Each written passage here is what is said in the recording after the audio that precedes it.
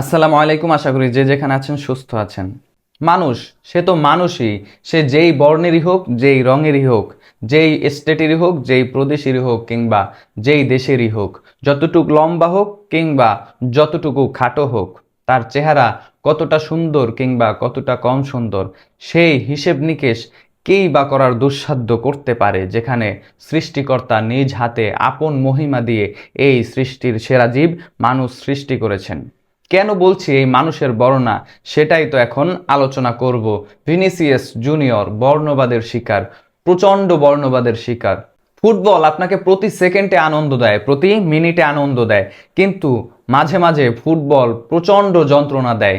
কেননা এই বর্ণবাদের বেশিরভাগ আচরণ এই ফুটবলেই দেখা যায়। তাহলে আমরা কিভাবে বলতে পারি ফুটবল আসলে মানুষ হিসেবেই আমাদেরকে সামনের দিকে নিয়ে যেতে পারে? ভিনিসিয়াস জুনিয়র একজন ব্রাজিলিয়ান।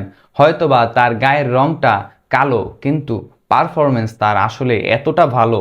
এই ভিনিসিয়াস, যার মাধ্যমে ইউসিএল চ্যাম্পিয়ন হয় রিয়েল মাদ্রিদ। বর্ণবাদের শিকার যেই হোক কিংবা যেই করুক, তার প্রতিবাদ আমাদের শক্ত হাতেই করতে হবে।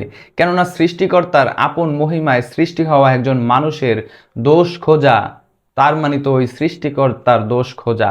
সেখানে প্রতিবাদটা শক্ত হওয়াই উচিত, সে যে ধর্মেরই হোক, যে বর্ণেরই হোক। সেই প্রতিবাদের অস্ত্র হিসেবেই সান্তিয়াগো বার্নাবুতে এই ম্যাচে, রিয়েল মাদ্রিদ ভার্সেস বেনফিকার এই ম্যাচে, একটাই প্রতিবাদের অংশ হিসেবে সবচেয়ে বেশি আলোচনা। সেখানে যদি ভিনিসিয়াসের পায়ে বলটা যায়, তখনই রিয়েল মাদ্রিদের দর্শকরা আওয়াজ তুলবে, বিশাল আওয়াজ। সেই আওয়াজ ভিনিসিয়াসের পক্ষে, বর্ণবাদের বিপক্ষে।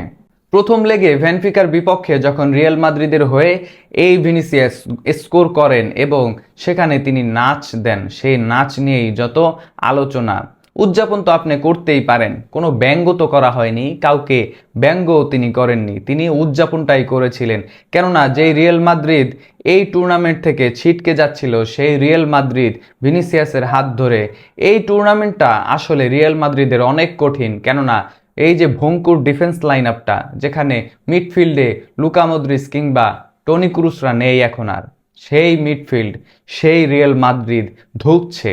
সেখানে দাঁড়িয়ে যখন জয় পায় রিয়েল মাদ্রিদ এবং নিজেদের সম্ভাবনাটা বেঁচে থাকে, 1-0 গোলের জয়, তাও আবার বেনফিকার বিপক্ষে, তখন তো উদযাপনটা হতেই পারে নাচের সাথে। যেখানে প্রথম লেগ শেষে 1-0 গোলের ব্যবধানে এগিয়েছিল রিয়েল মাদ্রিদ, ওই ভিনিসিয়াসের গোলেই সেটাও আবার, এবং সেকেন্ড লেগে এসে সম্ভাবনা ছিল এই ম্যাচ আসলে বের করতে পারবে কি না। সেই জায়গায় দাঁড়িয়ে যখন আবার 14 মিনিটেই রিয়েল মাদ্রিদ গোল হজম করে, সেখানে সম্ভাবনাটা আরও প্রখর হয়ে ওঠে। ভঙ্গুর ডিফেন্স লাইন আপ নিয়ে, আনকরা মিডফিল্ড নিয়ে রিয়েল মাদ্রিদ এবারের চ্যাম্পিয়ন লিগ জিততে পারবে কিনা। তবে তার 2 মিনিট পরেই তোকুমিনির গোলে 16 মিনিটে রিয়েল মাদ্রিদ কামব্যাক করে এবং স্কোর লাইনটা কিন্তু 1 গোল এগিয়ে যায়। যদিও এই ম্যাচে 1-1 গোলের সমতা আসে, কিন্তু 2 লেগ শেষে তাদের 1 গোলের যেই সম্ভাবনা, যেই এগিয়ে থাকা, সেটি কিন্তু আবারও ফিরে আসে তোকুমিনির হাত ধরে। কিন্তু গোল একটা, সেখানে আপনার সম্ভাবনা কতক্ষণ বা আটকে থাকে।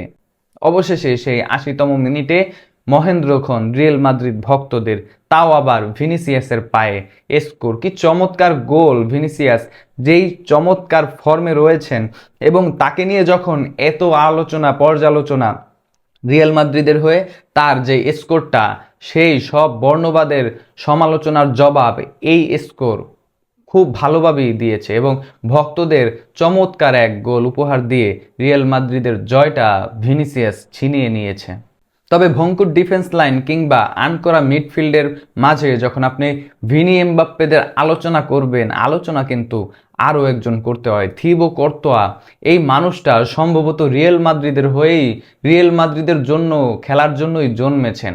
কেননা তার গ্লাভস রিয়েল মাদ্রিদকে কতবার যে বাঁচিয়ে দিয়েছে, জয় করিয়েছে ইউসিএল চ্যাম্পিয়নশিপটাও।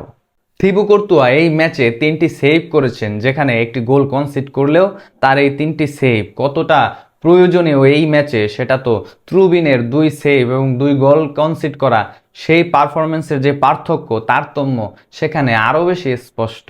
কেননা একজন স্ট্রাইকার আপনাকে হুট করে একটা গোল করে দিলে আপনি ম্যাচে এগিয়ে যান, ঠিক তেমনভাবে প্রতিপক্ষের এক স্ট্রাইকারের শট যখন আপনি আটকে দেন, ওই এক গোলের যে লাইন আপ, সেখানেই সেই সমীকরণটাই তো সবচেয়ে সামনে আসে। এক গোল কনসিড করা কিংবা এক গোল করে ফেলা, এই দুইয়ের পার্থক্য তো একটা ম্যাচের লাইন আপটাই বদলে দেয়। অনেকের সাথে তাল মিলিয়ে আমিও বলতে চাই, কার্লো আনচেলত্তি কিংবা থিবো কর্তুয়া এদের স্ট্যাচু করে দেওয়া হোক রিয়েল মাদ্রিদের জাদুঘরে কিংবা সান্তিয়াগো বার্নাবুর সামনে। কেননা কার্লো আনচেলত্তির হাত ধরে আনকোরা দল কোন পজিশনে চলে এসেছে রিয়েল মাদ্রিদের, সেটা তো আমরা সবাই স্পষ্ট দেখেছি। কেননা এখন যেই মুহূর্তে রিয়েল মাদ্রিদের এভাবে এলোমেলো অবস্থা, যদি আনচেলত্তি থাকতেন সম্ভবত এই রিয়েল মাদ্রিদ এই সেম দলটাই আরও বেশি চমৎকার অবস্থানে থাকতো। অপরদিকে থিবো কর্তুয়া যেন প্রত্যেকটা ম্যাচেই চীনের প্রাচীর হয়ে দাঁড়ান রিয়েল মাদ্রিদের হয়ে। প্রত্যেকটা ম্যাচেই তিনি সেভ করে দেন এই রিয়েল মাদ্রিদকে এবং জয়ের লক্ষ্যে নিয়ে যান কিংবা চ্যাম্পিয়ন হওয়ার দ্বার প্রান্তে বহুবার নিয়ে গিয়েছেন। তাহলে কেনই নয় এই দুইজনের স্ট্যাচু কিংবা তাদের স্মৃতিচারণ, সেটা তো করতে বাধ্য হওয়া উচিত রিয়েল মাদ্রিদ কিংবা সান্তিয়াগো বার্নাবুর। তবে সবশেষে একটা আলোচনা, একটা পয়েন্ট সবচেয়ে বেশি গুরুত্বপূর্ণ। কেননা মানুষ ভিনিকে নিয়ে এই যে বর্ণবাদের আলোচনা তুলছে, সেখানে মানুষ সৃষ্টির সেরা জীব, স্বয়ং সৃষ্টিকর্তা নিজ হাতের নিপুণ মহিমা দিয়ে মানুষকে সৃষ্টি করেছেন। তার মানে আমি যখন বর্ণবাদের আলোচনা তুলি, স্বয়ং সৃষ্টিকর্তার বিপক্ষে দাঁড়িয়ে যাওয়ার মতোই এই দুঃসাধ্য কারই বা হতে পারে। আমার মনে হয় কাউকে ছোট করা কিংবা কারো গায়ের রং নিয়ে আলোচনা করা, প্রত্যেকটা বিষয় স্বয়ং সৃষ্টিকর্তার বিপক্ষে দাঁড়িয়ে যাওয়ার মতো, এবং সেটাই তো। আপনার কি মনে হয়? কমেন্ট বক্সে নিশ্চয়ই আপনার মূল্যবান মন্তব্য জানাবেন।